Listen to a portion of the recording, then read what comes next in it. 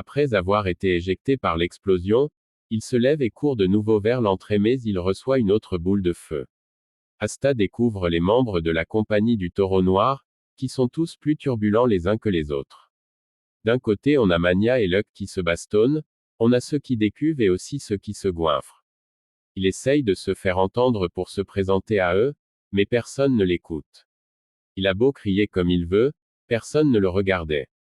Yami Sukehiro finit par les calmer tous avec un coup de poing qui détruit une partie de leur bâtiment. Une fois calmé, il procède aux présentations. Asta apprend qu'un autre apprenti a rejoint la compagnie du Taureau Noir et que la compagnie comporte d'autres membres en mission actuellement. Yami donne carte blanche pour qu'on lui mène la vie dure. Aussitôt, Mania Swing fait passer des épreuves à Asta, parce qu'il n'est pas convaincu de sa force en le voyant. Et pour qu'il récupère la cape du Taureau Noir, il doit faire ses preuves face à Mania.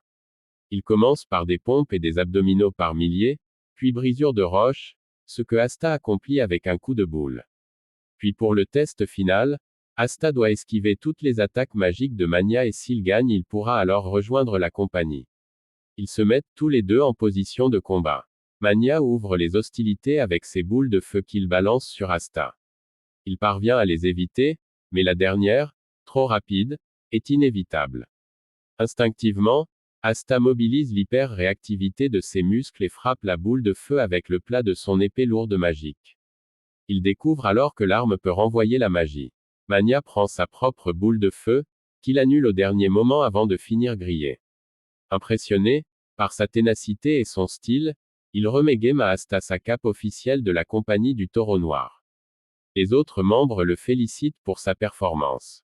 Asta a droit à un débarras comme chambre mais le fait d'avoir pour la première fois de sa vie une chambre à lui l'enchante et il se met aussitôt à la nettoyer.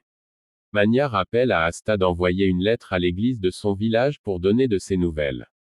Yuno de son côté reçoit un accueil glacial de la part de Klaus qui lui présente sa chambre et lui dit qu'il n'est pas digne de résider dans celle-ci et le laisse dans sa chambre. Au village de Hadje, le curé reçoit une lettre sur la réussite de Asta et Yuno et il part informer le village de leur réussite. Asta entame sa première journée et, à peine sorti de sa chambre, il prend un pilier juste devant la porte de sa chambre. Mania lui explique alors que le repère change de configuration en permanence. Mania lui fait visiter tout le repère. Il commence par la cantine, puis le bain, le couloir piégé vers le dortoir des filles et les toilettes. Il lui montre aussi la chambre des fauves, la bibliothèque, la salle de jeu. Il croise ensuite la deuxième nouvelle recrue de la compagnie. Elle se présente, Noël Silva de la famille royale et snob Asta.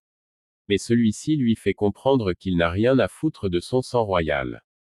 Elle attaque Asta avec un sort aquatique qui percute Mania puisqu'elle ne maîtrise pas bien son mana. Ce dernier ne compte pas laisser passer ça, sang royal ou pas. Agacé, Noël décide de partir de la compagnie et jette sa cape au sol. Par la suite, Asta croise par hasard Noël, s'entraînant seule dehors. Elle ne parvient pas à maîtriser ses bulles d'eau qui dérivent toujours de sa cible, elle qui était moquée par son entourage pour ses pouvoirs magiques en reste par rapport aux autres membres de sa famille. Elle marque alors Asta qui la regardait. Elle panique et l'attaque mais sa boule d'eau se retourne contre elle-même et devient gigantesque. Les autres membres de la compagnie du Taureau Noir voient la scène. Yami ordonne à Asta de s'en charger et le lance vers Noël. Dans les airs, il brandit son épée et brise son sort. L'incident se termine sans blessure, Noël est dépité que son pouvoir lui échappe ainsi, mais Asta lui montre toute son admiration pour avoir déployé tant de magie. Les autres membres de la compagnie l'encouragent aussi, elle finit par s'adoucir et accepter leur aide. Asta effectue toutes les corvées ménagères avant d'aller déjeuner, où il retrouve les autres membres de la compagnie. Yami et Mania partent en mission. Direction les salles de jeu mais ils se font plumer. Pour regagner tout ce qu'ils ont perdu, Yami parie sur son propre grimoire. Leur adversaire, Sei, refuse d'accepter le grimoire comme gain et demande à la place de pouvoir exiger de lui ce qu'il veut et Yami accepte. Le jour suivant, Noël accompagne Asta pour ses tâches ménagères sans l'aider pour autant. Yami et Mania rentrent, après avoir perdu. Ces derniers envoient les deux jeunes recrues à leur première mission, chasser le sanglier. Yami leur dévoile simplement qu'ils ont perdu contre le maire de Saucy et doivent lui rendre ce service. Asta et Noël hallucinent de devoir trinquer pour leur chef mais ils s'y plient.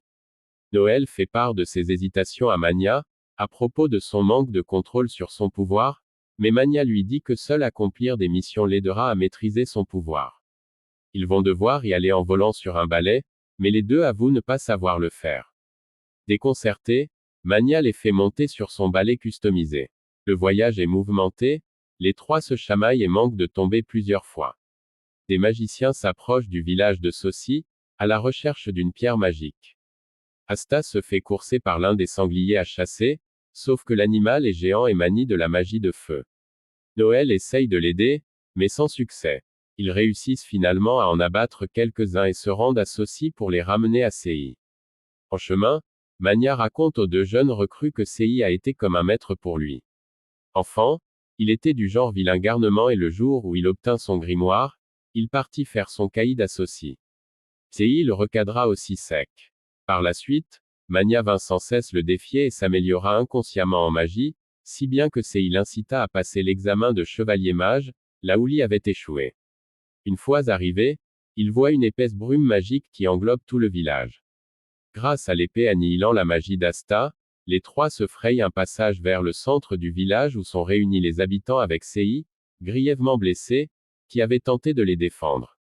Mania les sauve de pics de glace qui allaient les tuer. Puis, il voit les 4 mages agresseurs. Ces derniers, n'ayant pas trouvé ce qu'ils recherchaient, allaient exécuter la population. Asta et Mania les protègent tandis que Noël songe à s'enfuir, estimant qu'une princesse n'a pas à mourir ici.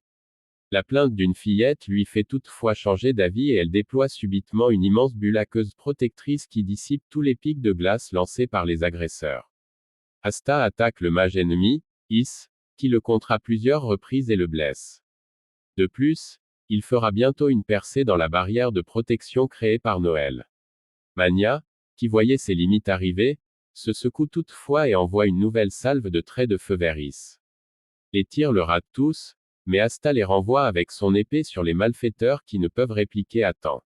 Il les capture, mais l'un d'eux parvient à prendre la fuite avec un sort magique. Le village est sauvé. Un oiseau, volatile attiré par ceux qui n'ont pas de pouvoir magique, apparaît à côté d'Asta puis s'envole.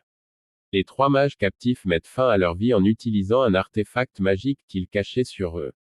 Après l'enterrement de Sei, Mania, Asta et Noël vont visiter sa tombe, où ils trouvent ses 2 petits-enfants qui se confient à eux. L'un des deux, Nick, voudrait lui aussi devenir chevalier mage en mémoire de son grand-père. Mania, Asta et Noël l'y encouragent. L'oiseau revient en ramenant une pierre magique dans son bec. Nick reconnaît là le porte-bonheur de son grand-père. Il leur donne, en remerciement pour avoir sauvé le village. Loin du village, le mage évadé rapporte à son supérieur ce qu'il s'est passé au village. Ce dernier ne s'alarme pas et estime qu'il ne sera pas compliqué de reprendre la pierre à la compagnie du Taureau Noir. Il attend une résurrection prochaine. Mania et les 2 apprentis font le rapport de ce qu'il s'est passé au village Saucy à Yami. Finral et Vanessa rentrent peu après, ils ont fait analyser la montre à gousset que Is avait laissée au sol avant de disparaître. Elle n'a pas permis de découvrir grand-chose mais au vu de sa valeur, Is devait être un sang bleu ou un membre de la famille royale. Ils leur apprennent toutefois une bonne nouvelle, leur sauvetage du village a valu à la compagnie une étoile de prestige décernée par l'empereur. La compagnie du Taureau Noir en a une 30aine, soit 100 de moins que le nombre détenu par la compagnie de l'Aube d'Or. Ami donne aussi leur paye à chacun des membres de la compagnie. Asta compte en envoyer une partie à l'église de son village. Le jour suivant, Vanessa emmène Asta et Noël faire des emplettes en ville. Elle leur montre notamment le marché noir, caché à ceux qui n'en connaissent pas l'existence. Elle invite Noël à chercher un accessoire magique qui l'aiderait à maîtriser sa magie. Ailleurs dans le marché noir, Sek, après avoir perdu un max en jouant contre une vieille dame disant pouvoir voir l'avenir, se remet au travail, sa mission étant de dénicher et arrêter des voleurs. Il a été recruté dans la compagnie de la Mante d'Émeraude mais son chef le file les chochottes. Il croise Vanessa, Noël et Asta au détour d'une allée du marché. Soudain, la vieille dame crie au voleur. Aussitôt, Asta s'élance à la poursuite de ce dernier. Asta engage une course-poursuite contre le voleur à travers la ville. Sek le rattrape à bord d'un véhicule magique bicyclette qu'il a baptisé Shooting Star, et arrête le voleur. Ce dernier lui plante cependant un couteau dans le pied, répandant un poison magique en lui. Vanessa le soigne, ce qui lui permet de se remettre sur pied et d'emmener le voleur captif avec lui. Asta rend sa bourse à la vieillarde. Après leur départ, elle change de forme et reprend son apparence originale, celle du roi Julius Novachrono. Voir la capacité d'annulation magique d'Asta l'a assez intrigué. Il se fait une autre virée incognito en ville pour aller voir les nouvelles recrues de William Vengeance. Juno, avec Mimosa Vermilion, autre nouvelle recrue de la compagnie de l'Aube d'Or, et Klaus Lunette, leur tuteur. Ils effectuent une mission d'escorte de Salim de Apshas qui doit se rendre au royaume de Hart pour ses études. Salim discute avec Juno, présentant plus ou moins des excuses. Il lui demande de lui parler de lui et de son objectif de devenir empereur mage. Juno lui parle d'où il vient, de son adoption. Mais soudain, ils sont attaqués par des brigands. Juno réussit à les repousser. Klaus s'interroge sur cet assaut, se demandant s'il visait vraiment Salim. Ce dernier veut aller visiter Hadj, bien que cela leur fasse un détour. Il voulait voir de ses propres yeux la carcasse du démon que le premier empereur mage a vaincu, qui repose aux environs du village. Juno rend visite à l'église où il retrouve sœur Lily, le curé et les autres enfants. Il reste dîner à la demande de Salim. Lors du dîner, sœur Lily va chercher de l'eau dans le puits mais elle se fait enlever. Juno décide de partir à la traque des ravisseurs, contre l'ordre de Klaus qui donnait priorité à la mission d'escorte de Salim. Juno saute rapidement et part sur la trace des brigands. Il finit par retrouver leurs traces et se rend compte qu'il s'agit de ceux qui les avaient déjà attaqués. Il se rend aussi compte que Salim n'était pas leur cible, mais lui-même. Il neutralise le premier brigand avec une grande facilité. Le second l'attaque en l'enfermant dans une bulle d'eau pensant le faire souffrir, mais Juno sort de la bulle grâce à l'un de ses sorts de création de vent. Il combine sa magie de vent à l'eau de son adversaire, l'attaque et le met à terre. Après avoir neutralisé ces deux-là, il se lance à la poursuite de leur chef mais il trouve un troisième brigand puis aussitôt il l'attaque avec un sort de glace qui lui permet d'envoyer une rafale de coups sur Juno. Juno parvient à le mettre à terre et se lance sur les traces de leur chef. Il arrive au chef, mais il menace de tuer la sœur Lily si Juno ne lui remet pas son grimoire aux 4 trèfles. Cependant, avec l'aide de Klaus venu finalement lui prêter main forte, il gagne contre le voleur et sœur Lily est libérée. Après le combat, Mimosa fait cracher le morceau à Salim grâce à un sort végétal de vérité. Salim en voulait encore terriblement à Juno pour l'humiliation lors de l'examen et voulait se venger en lui faisant voler son grimoire. Juno accorde le pardon au voleur et à Salim à condition qu'il ne remette plus les pieds au village de Hadj. L'empereurie a observé de loin le combat et a été impressionné par la performance de Juno. De retour à l'église, Juno apprend que Asta a donné l'intégralité de sa première paye à l'église, alors que lui une partie seulement.